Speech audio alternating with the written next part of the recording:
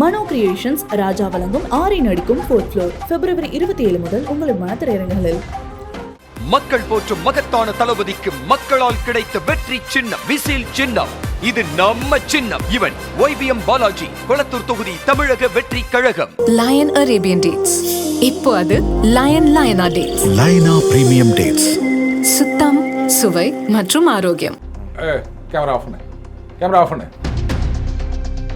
நானே இந்த மாதிரி பேசுகிறேன் அப்படின்னும் போது நீங்கள் நாளைக்கு சிஎம் ஆக போகிறீங்க, அதுக்கப்புறம் 3 வருஷத்தில் பிஎம் ஆக போகிறீங்க, அதுக்கப்புறம் அமெரிக்க ஜனாதிபதி ஆக போகிறீங்க அப்படின்னும் போது கேமராவை ஆஃப் பண்ணி போட்டு எந்த ரெக்கார்டரும் இல்லாமல் ஒரு பேட்டி கொடுக்குறீங்க அப்படின்னு சொன்னால்,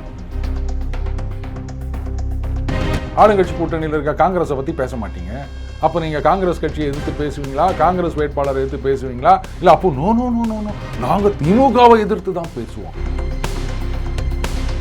திமுக, அதிமுக, காங்கிரஸ், பாஜக, விசிக, தவாக, இவிக எல்லா கட்சியும் எடுத்துக்கங்க. அரசியலுக்கு வந்த பிறகு நம்மளை ஏமாத்துறாங்கன்னு நீங்க குறை சொல்லலாம். வர்றதுக்கு முன்னாடியிலேருந்தே ஏமாத்தி நிற்கிறாங்க இவங்க. ஒரு பிரச்சனைன்னு வந்தாச்சுன்னா கபால்னு களத்துல இறங்கி நிற்கும். தலைவர்கள் அங்கே முந்திக்கி நிற்போம். இவர் ஐயோ நான் வந்தா கூட்டம் வந்துடும், அதனால நான் வரமாட்டேன். இது ஒரு பேச்சாங்க. சொல்றீங்கல்ல, அவங்க கல்லாப்பட்டி கொள்ள அடிக்கிறாங்க, கரப்ஷனு எல்லாம் சொல்லுங்க, ரைட். ஆனா ஆட்சிக்கே வராம சினிமா நடிகராக இருக்கும் போதே 15 கோடி ஏமாத்தி போட்டு 1.5 கோடி பெனால்டி போட்டவனே 2 வருஷம் கழிச்சு நீ போட்ட அப்படின்னு கோர்ட்டுக்கு போய் நிற்கிறீங்க. இது எந்த கணக்கில் சார்? சார் வணக்கம். சார் வணக்கம். நிரஞ்சன். விஜய் அவர்களுடைய அந்த வேலூர் கூட்டம் சொன்னது என்னன்னா, டெல்லிக்கும் எனக்கும் தான் காம்படிஷனு, எதுக்கு டெல்லிக்கும் எனக்கு உங்களுக்கும் காம்படிஷன், நீங்க குழப்பறீங்க, மக்களை குழப்பறீங்க ஸ்டாலின் சார் அப்படின்னு விஜய் கேள்வி எழுப்புறாரு. ஆமாம், அமெரிக்காவுக்கும் எனக்கும் தான் போட்டி, நீங்கள் ஏன் இதில் வரீங்க அப்படின்னு கேட்க முடியுமா? இதில் வேற சொல்லி நிற்கிறாங்க, அது பாருங்கள், நீங்கள் அதிமுகவை தான் எதிர்த்து அரசியல் பண்ணணும், இதெல்லாம் நீங்கள் யார் சொல்கிறதுக்கு? அவங்க ஒரு ஸ்ட்ராட்டஜி ஃபாலோ பண்ணுறாங்க. பாசக உள்ளே வந்துடக்கூடாது இப்படி சொல்லி தான் கூட்டணி கட்சிகளையும் அவங்க ஆளுக்கு ஒரு சீட்டு குறைச்சி கொடுத்துருங்க அப்படின்னு சொல்லி நிற்கிறாங்க. அவங்க யாரை ஒன்றா எதிர்த்துட்டு போட்டோம். நீங்கள் யாரை எதிர்க்கிறீங்க அதை சொல்லுங்கள். எங்களுக்கு திமுக மட்டும்தான் எதிர்க்க யாருமே கண்ணில் தென்படலை அப்படின்னா உங்கள் கண்ணை தான் செக் பண்ணணுமே தவிர எதிர்க்க யாரும் இல்லை அப்படின்ன முடியாது. இது எப்படி கவர்னர் பண்ணி சொல்லுவார், 6 மணிக்கு மேலே லட்ச ரூபாத்தால நான் வேலை செய்ய மாட்டேனே அப்படின்ற மாதிரியா? ஆளுங்கட்சி தானே எதிர்ப்பாரு, கரெக்டு தானே அது? சரிங்க, நீங்கள் ஆளுங்கட்சி எதிர்க்கணும்னு சொல்கிறீங்க, திமுகவை எதிர்க்கிறேன் அப்படின்னு சொல்கிறீங்க. ஆளுங்கட்சி கூட்டணியில் இருக்க காங்கிரஸை பற்றி பேச மாட்டீங்க, அங்கே இருக்கிற மற்ற கட்சிகளை பற்றி பேச மாட்டீங்க. கேட்டால் அதெல்லாம் எங்களுக்கு திமுக தான் முக்கியம் அப்படின்னு சொல்லுவீங்க. அந்த கூட்டணி கட்சிகள் அப்போ போட்டியிடும் போது உங்கள் கட்சியிலேருந்து யாரும் நிற்க மாட்டாங்களா? காங்கிரஸுக்கு சில தொகுதிகள் கொடுக்க போகிறாங்க, விசிகா, கம்யூனிஸ்ட்டு எல்லாருக்கும் கொடுக்க போகிறாங்க. நீங்கள் தான் 234 தொகுதியில் நிற்க போகிறீங்கல்ல. ஓ இல்லை இப்போது வேற ஒரு கட்சி அவங்க கூட்டணியில் சேர்ந்துக்குதுப்பா. யார் சார்? யாருப்பான்னு கேட்குறீங்க நீங்கள்? எம்ஜிஆர் ADMK நேற்று கட்சி ஆரம்பிக்கிறாங்க, இன்னைக்கு போய் கூட்டணியில் சேர்றாங்க. ஆதரவுன்னு சொல்லிட்டு இருந்தாங்க, சேர்ந்துட்டாங்க. அது ஆதரவுன்னா என்ன அர்த்தம்? சரிப்பா, பண்டுட்டி தொகுதி அவர் குத்துருவாங்க, ஏன்னா அவர் பேரே பண்டுட்டி ராமச்சந்திரன் தானே, அது கூட கொடுக்கலன்னா நல்லா இருக்காது. நாங்கள் ஜெயிச்சுக்கிறோம் அப்படின்னு சொல்றாரு. விசில் போடு, அது IPL வேற வரப்போகுது, எதுக்கு யார் விசில் போடுறாங்கன்னு தெரியாது. அதில் வேற ஒருத்தர் சொன்னார், அவங்க கட்சி ரொம்ப பாப்புலர் ஆயிடுச்சா. எப்படி சொல்கிறீங்க அப்படின்னா, மகாபலிபுரத்துலேருந்து கோவளம் வரைக்கும் வராங்களாம், வர இடத்துல ஒவ்வொரு ஸ்டாப்பிங்லேயும் கண்டக்டர் விசில் அடிக்கிறாராம், நம்ம சின்னம் எப்படியெல்லாம் பரவுது பாருங்க அப்படின்னு. அப்போ திமுகவில் சொல்லுவாங்க, ஐயோ உலகம் முழுக்க எங்கள் சின்னம் பரவிடுச்சுங்க, எப்படி கலங்கத்தால் 6 மணிக்கு பாருங்கள் உதயசூரியன் வருது அப்படின்வாங்க. உடனே காங்கிரஸ் சும்மா இருப்பாங்களா? இங்கேயாவது இந்த ஆர்டிகிளெல்லாம் பார்த்தீங்கன்னா 6 மாதத்துக்கு சூரியனே வராது, ஆனால் அங்கே கூட எங்கள் கையோட யாராவது இருப்பாங்க அப்படின்வாங்க. சின்ன உள்ளத்தனமா இல்லையா நீங்கள் பேசுறது? இப்படி ஒரு கும்பலை வச்சுக்கின்னு நாங்கள் தான் ஆட்சியை பிடிக்க போகிறோம். சரி, 234 தொகுதியில் நீங்கள் தாங்க நிற்க போகிறீங்க. அந்த எம்ஜிஆர் ADMKக்கு சீட்டு கொடுத்தா கூட அவங்க விசிலில் தான் நிற்க போகிறாங்க.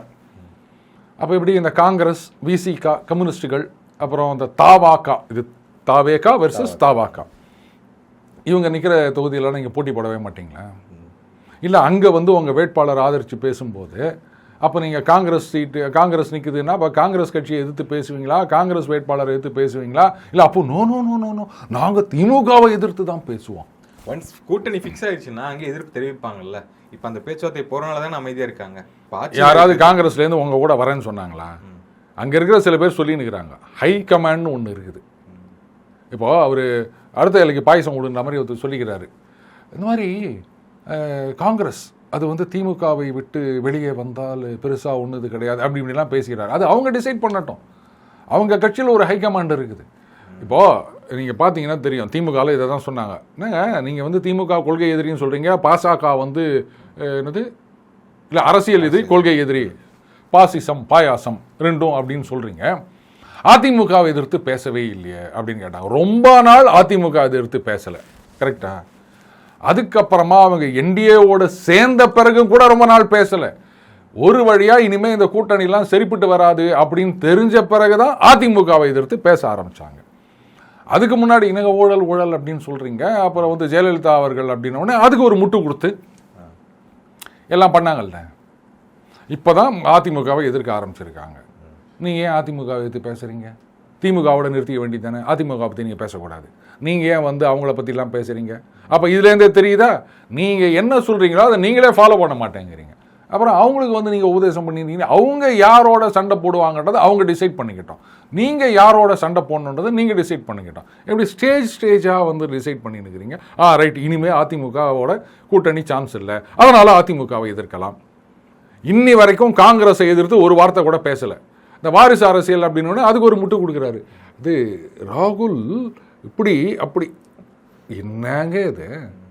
சரி, கடைசியாக காங்கிரஸ் வந்து இங்கே கூட்டணி ஒப்பந்தத்தில் கையெழுத்து போட்டுட்டாங்க அப்படின்ன பிறகு அதுக்கப்புறமா காங்கிரஸை எதிர்த்து பேசுவாங்க பாருங்க. நீங்கள் சொல்கிறீங்களே வந்து மற்ற கட்சிகளை எதிர்த்து பேச மாட்டாங்க திமுகவை தானே. அப்போ விசிகாவை எதிர்த்து என்ன பேசினார் ஆதவர்ஜனா? ஒரு 20 பேர் அவர் கூட இருக்காங்க, அவ்வளோதான் சொன்னாரா இல்லையா? நீங்கள் விசிகாவை எதுக்குறீங்க? திமுக மட்டும் தானே எதுக்கணும்? சொல்கிறது ஒன்று, செய்கிறது ஒன்று. அரசியலுக்கு வர்றதுக்கு முன்னாடியே இந்த மாதிரி நம்ம தலையில் மிளகா அரைக்கிறாங்க. இப்போ திமுக, அதிமுக, காங்கிரஸ், பாஜக, விசிக, தாவாக, இவிக எல்லா கட்சியும் எடுத்துக்கோங்க. அரசியலுக்கு வந்த பிறகு நம்மளை ஏமாத்துறாங்கன்னு நீங்கள் குறை சொல்லலாம். வர்றதுக்கு முன்னாடியிலேருந்தே ஏமாற்றி நிற்கிறாங்க இவங்களை நம்பி என்ன ஓட்டு போட சொல்கிறீங்களா?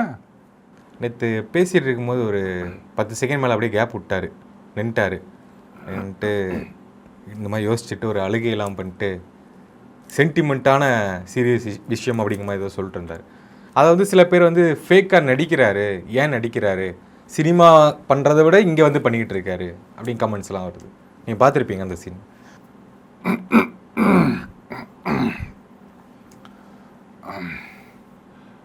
இல்லை, நம்ம யாசர் வந்து இந்த மாதிரி கேள்வி கேட்கும்போது நீங்களும் கொஞ்சம் எமோஷ்னலாக ஃபீல் பண்ணுங்க அப்படின்னு எனக்கு மெசேஜ் அனுப்பிச்சிருக்காரு.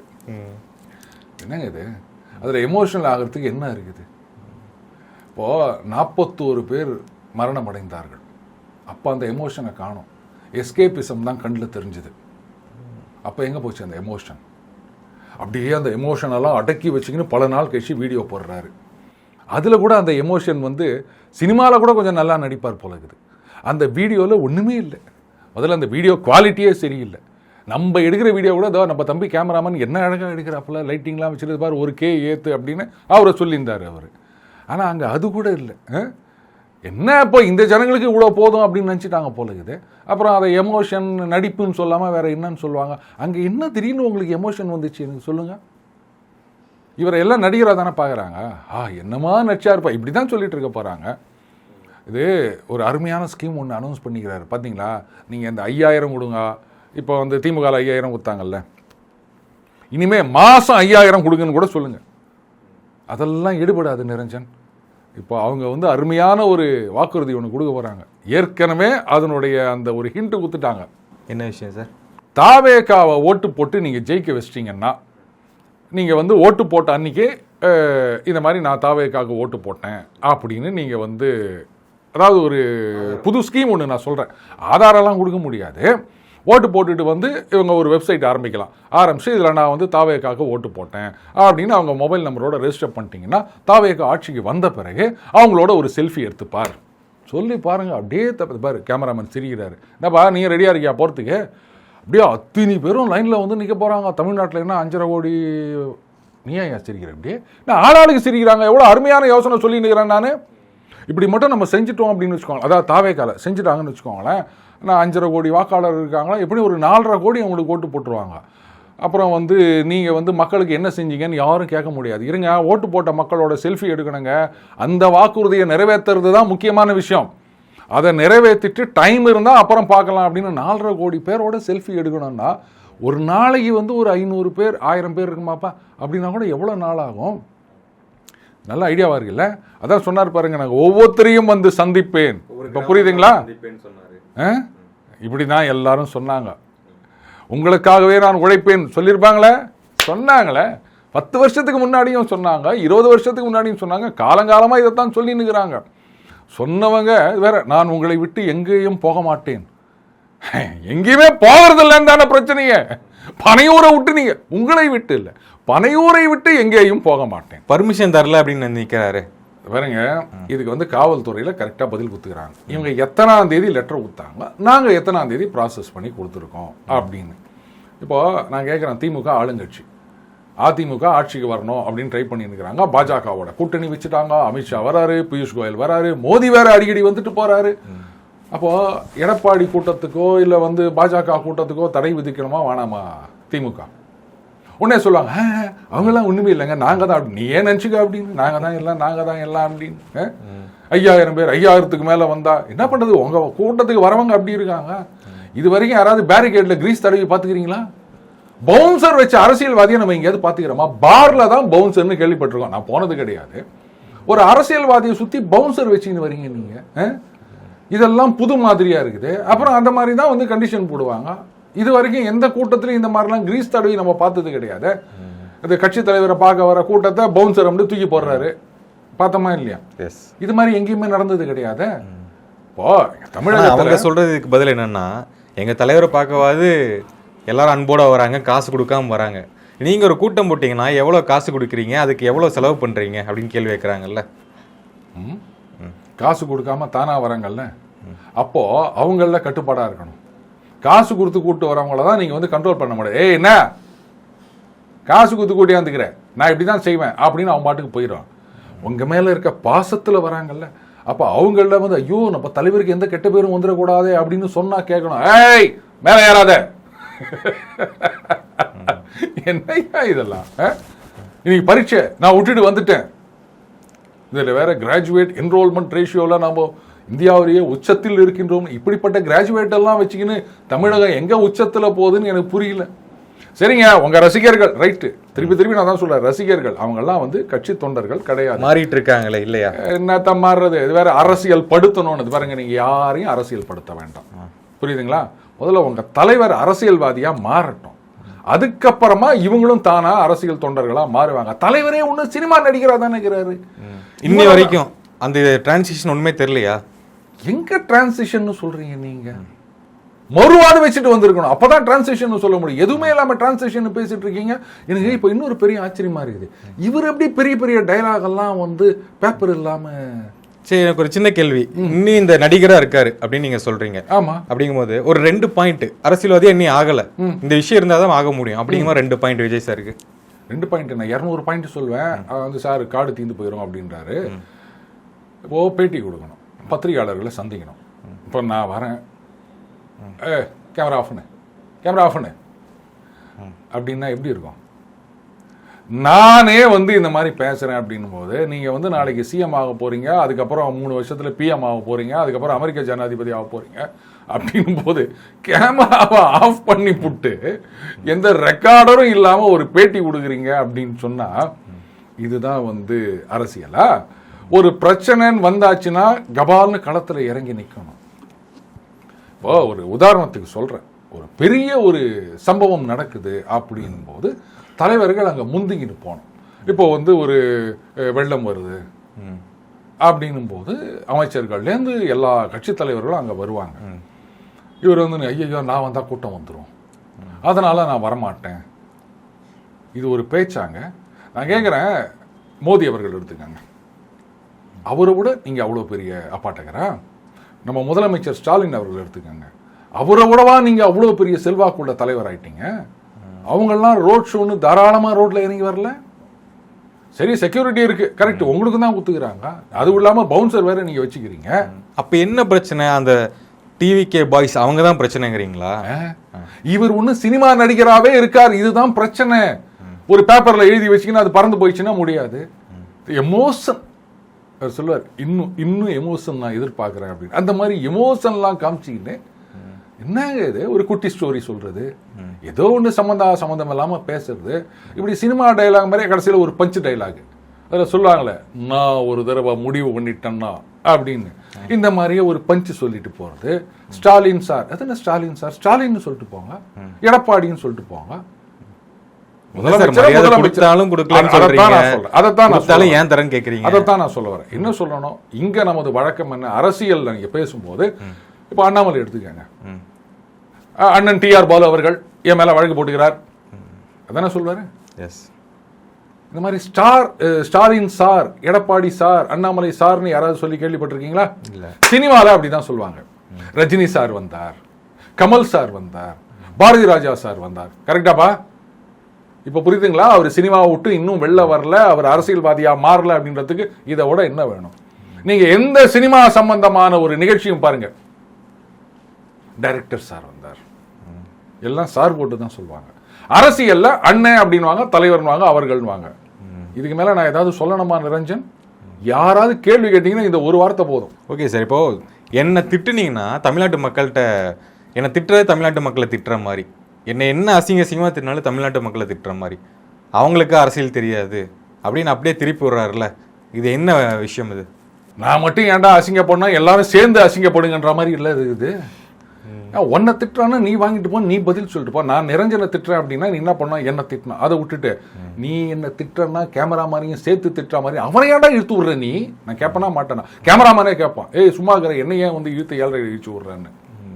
உங்களை திட்டினாங்கன்னா நீங்க பதில் சொல்றீங்க, நீங்களா நினச்சிக்கலாம் அப்படியே தமிழகம் முழுக்க என் பின்னாடி இருக்குது அப்படின்னு நினச்சிட்டு போங்க. இந்தியா முழுக்க, உலகம் முழுக்க அவங்க பின்னாடி இருக்குது அப்படியே சொல்லிட்டு போங்க.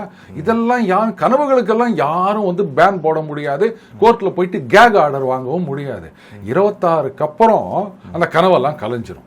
அப்ப என்ன ஆகுது அப்படின்றத பார்க்கலாம்.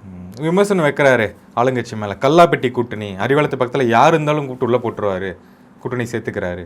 வச்சிருக்க ஒரு இதுல அந்த தொகை இங்கே போக போகுது, கல்லாப்பட்டி கூட்டணி நான் பேர் வச்சிருக்கேங்கிறாரு. சரி, அவங்க வந்து அரசியலுக்கு வந்துட்டாங்க, ஆட்சிக்கு வந்து கொள்ள அடிக்கிறாங்கன்னே வச்சுப்போம்.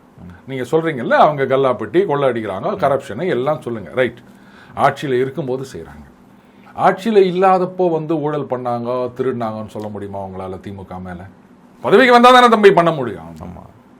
ஆனால் ஆட்சிக்கே வராமல் சினிமா நடிகராக இருக்கும்போதே 15 கோடி கணக்காக ஏமாற்றி போட்டு 1.5 கோடி பெனால்ட்டி போட்டவொடனே 2 வருஷம் கழிச்சு நீ போட்ட அப்படின்னு கோர்ட்டுக்கு போய் நிற்கிறீங்களே, இது எந்த கணக்கில் சேர்க்கறது? அரசியல்வாதி ஆவறதுக்கு முன்னாடியே ஒரு சினிமா நடிகராக இருக்கும்போதே நாட்டை ஏமாத்துறீங்க. உங்கள் கையில் நாட்டை தூக்கி கொடுத்தா நீங்கள் இன்னும் என்னென்னத்தெல்லாம் ஏமாத்துவீங்க? இதில் வேற ஒரு வாக்குறுதி கொடுத்துக்கிறாரு, 50% எஸ்பி கலெக்டர்லாம் வந்து பெண்கள் அப்படின்னு. எப்படி இவர் வந்து அவங்க ரசிகர் மன்றத்திலேருந்து தூக்கி அந்த போஸ்டிங் போடுவாரா? அதாவது ஐஏஎஸ், ஐபிஎஸ், இந்த மாதிரி சிவில் சர்வீஸ் இதெல்லாம் பார்த்தீங்கன்னா சென்ட்ரல் கவர்மெண்ட் அந்த யூபிஎஸ்சியில் செலக்ட் பண்ணுறாங்க, அவங்க அலாட் பண்ணுவாங்க, அந்த மெரிட் லிஸ்ட்டு அது இதுன்னு பார்த்து கேடர் அலாட் பண்ணுவாங்க. அது இல்லாமல் இங்கே கன்ஃபர்டு ஐஏஎஸ் அப்படின்னு சொல்லிட்டு அந்த சீனியாரிட்டி அப்படின்னு வரும்போது சில பேருக்கு அந்த ஐஏஎஸ், ஐபிஎஸ் அப்படின்றது வரும். இது எல்லாமே அந்த சர்வீஸில் எத்தனை பேர் இருக்காங்க, அவங்க சீனியாரிட்டி என்ன, இதை பொறுத்து வருகின்றது. இன்னைக்கு சொல்ல போனால் இந்த கேடரில் 50% பெண்கள் அப்படின்னு கிடையாது. அப்போ அந்த மாதிரி இல்லைன்னும் போது அதனால் என்னப்பா நான் சொல்கிறேன், நீ அவங்கள ஐபிஎஸ் ஆக்கு, நீ அவங்க பின்னாடி ஐஏஎஸ்னு போடு, அவங்களை கொண்டாந்து பதவியில் போடு அப்படின்னுவீங்களா? இல்லை வந்து சென்ட்ரல் கவர்மெண்ட்டில் நோ அடுத்த 5 வருஷத்துக்கு, ஏன்னா இங்கே வந்து ஷார்ட் ஃபால் இருக்குது, அதனால் வந்து அப்பாயிண்ட் பண்ணுறவங்க அத்தனை பேரும் வந்து பெண்களாக இருக்கணும், அப்போ தான் நான் இந்த 50% இது பண்ண முடியும் அப்படின்னு கேட்க முடியுமா? எதுக்கு என்ன அப்படின்றதே தெரியாம அச்சு விட்டுனுக்கிறாரு. அங்க இருக்கிற கும்பலும் வந்து ஆஹா ஓஹோ அப்படின்னு. இது எப்படி தெரியுமா இருக்குது? மறுபடியும் சொல்றேன், 2 பாயிண்ட். அதோட 3வது பாயிண்ட், படம் ரிலீஸ் ஆகிறதுக்கு முன்னாடி என்னமா இந்த படம் வந்திருக்கு தெரியுமா அப்படியே இருப்பாங்க ஒரு ஜால்ரா கும்பல். ஆசம். உடனே ஒருத்தர் வருவார், இதுல நாங்கள் ஒரு மெசேஜ் சொல்லிக்கிறோம் பாருங்க, டேப்பா அந்த மெசேஜ் நீ எனக்கு வாட்ஸ்அப்லேயே அனுப்பிச்சிடுறா சாமி, ஏன் 2 மணி நேரம் போட்டு என்ன பொறாண்டி எடுத்துனுக்கிற அப்படின்னு. அவரை நம்பி ஒருத்தர் படம் எடுத்தாரு, கேஸு கூட வித்ரா பண்ணிட்டாங்கன்னு நினைக்கிறேன். இப்போ அந்த படம் என்ன ஆச்சு யாருக்காவது தெரியுமா? என்ன படம் சார்? ஜனநாயகனா? மறந்து இல்ல, என்ன படம்னே மறந்து போச்சு. சார் அவரு பேசினாதான் சார் நம்ம பேச முடியும், அவரே பேச மாட்டாரு. அதைத்தான் நான் சொல்ல வரேன். உங்களை நம்பி வந்த ஒரே ஒரு தயாரிப்பாளரே இப்ப வந்து என்ன பண்ணுதுன்னு தெரியாம முழிச்சு நிற்கிறாரு. இதுல வந்து உங்களை நம்பி ஓட்டு போட்டாங்கன்னா இந்த தமிழக ஜனங்கள்லாம் என்ன இல்ல ஆவாங்க சொன்னாரு நிரஞ்சன்? இப்போ அழுத்தம் கொடுக்குறாங்க, பாஜக அழுத்தம் கொடுக்குது அப்படிங்கிற மாதிரி சொல்லியிருக்காங்க. அழுத்தம் கொடுத்தா நீங்க வந்து ஈல்டாரீங்க, அதெல்லாம் முடியாது. நான் வந்து எப்படியாவது போராடி பாருங்க. ஒரு சின்ன படம் இப்ப சமீபத்துல சேரன் டைரக்டர் இருக்காருல்ல, அவர் பேசினார், சேரன் சார், ஓகேவா? இந்த மாதிரி வந்து சின்ன படங்களுக்கெல்லாம் இது பண்ணுற கிடைக்கிறது இல்லை. அடுத்தது வந்து ஓடிடியாவது நம்பி எடுக்கிறோம் அப்படின்னு சொன்னால் அவங்களும் வந்து இல்லை தேட்டரில் ஏன் தேட்டர் கிடைக்கலன்னு தானே நான் உங்ககிட்ட வரேன், இந்த மாதிரி பண்ணுறீங்களே, அப்போ எங்களை மாதிரி சின்ன தயாரிப்பாளர்கள்லாம் என்ன பண்ணுறது, இதுக்கு வந்து அரசாங்கம் இது பண்ணணும் அப்படின்லாம் அவர் பேசியிருக்காரு. அப்போது எல்லாரும் பாதிக்கப்படும் போது அவங்க குரலை வெளிப்படுத்துகின்றார்கள். அதுக்காக வந்து சேரன் வந்து சுயநலத்துக்காக பேசுகிறாருன்னு யாராவது சொல்ல முடியுமா? முடியாது. இப்போ இவர் எம்ஜிஆரோட கம்பேர் பண்ணிக்கிறாங்க. அவர் எம்ஜிஆருக்கு நடந்த மாதிரி இவருக்கு நடக்குதுன்னு. உலகம் சுற்றும் வாலிபன் படம் வந்து பிரச்சனை அப்படின்னும் போது எம்ஜிஆர் இப்படி தான் சும்மா இருந்தாரா? எனக்கு அழுத்தம் கொடுக்கிறார்கள், என்னை பார்த்தா அழுத்தத்துக்கு பயப்படுற மாதிரி தெரியுது, இப்படி தான் பேசிட்டு இருந்தார் அவரு. எல்லாத்தையும் மீறி படத்தை ரிலீஸ் பண்ணாரா இல்லையா? நீங்கள் வந்து எம்ஜிஆர் லெவலுக்கு கற்பனை பண்ணிருக்கீங்களே, நீங்கள் என்ன பண்ணீங்க? எந்த விஷயத்துக்கும் குரல் கொடுக்கறது கிடையாது. யாராவது எழுதி கொடுக்கணும், எழுதி கொடுத்தவனும் அந்த படித்தவன் பாட்டை கெடுத்தான், எழுதினவன் எழுதி ஏட்ட கெடுத்தான்ற மாதிரி எதையோ ஒன்று எழுதி கொடுத்துருவாங்க, என்னன்னு தெரியாமல் படிக்க வேண்டியது. இதில் என்னடானா வந்து தமிழகமே என் பின்னாடி நிற்குது அப்படின்னு சொன்னீங்கன்னா நாங்களும் கை தட்டிட்டு போனோம், விசில் வச்சுட்டு போனோம். என்னை பார்த்தா உனக்கு எப்படி தெரியுது நிரஞ்சன்? 2026 டிவிகே வச்சு தான் ஒரு கேம் விளாட போகிறாங்க, இவங்க ஏதோ ஒரு டிஆர்பியாக இருக்காங்கலாம் வருது. என்ன ஆக போகுது டிவிகே? 26 எலெக்ஷனுக்கு அப்புறம் நீங்கள் கேளுங்க, ஒன்றும் ஆகாது. அவ்வளோதான், முடிஞ்சு போச்சு. போயிட்டு வாங்க. Thanks for the interview sir. Thank you. நன்றி நிரஞ்சன்.